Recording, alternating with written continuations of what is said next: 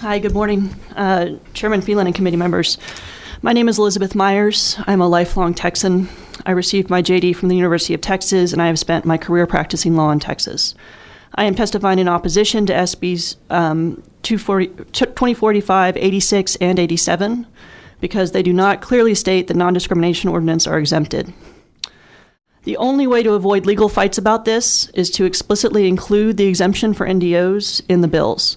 I know there are several lawyers on this committee, and so you know that the most fundamental proof of the legislature's intent is the language passed by the legislature. So strong is this presumption that other indications of intent are not even considered if the language of a statute is clear. The Supreme Court has said, where statutory text is clear, that text is determinative of legislative intent, unless the plain meaning of the statute's words would produce an absurd result. Only when statutory text is susceptible of more than one reasonable interpretation is it appropriate to look beyond the text. So declarations of intent by Senator Creighton or this committee may never be used. Any other public official's beliefs about whether the bills preempt NDOs may never be used. A court looking for intent must start only with the plain language of the statute. And in many cases, a court must end there too. None of the various and conflicting legal opinions on these bills say unequivocally that the current language forecloses a challenge to NDOs.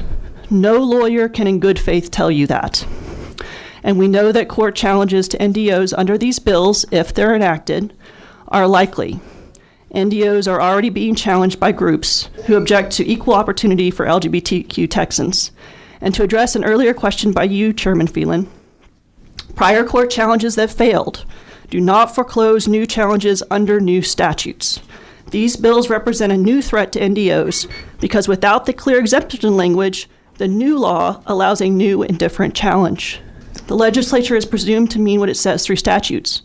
If you really mean that NDOs cannot be challenged under these bills, the only thing you have to do is say so in the bills themselves. Thank you for your testimony. To answer Chairman Raymond's question, obviously, if the NDO language was added to this bill, you would not be in opposition to them?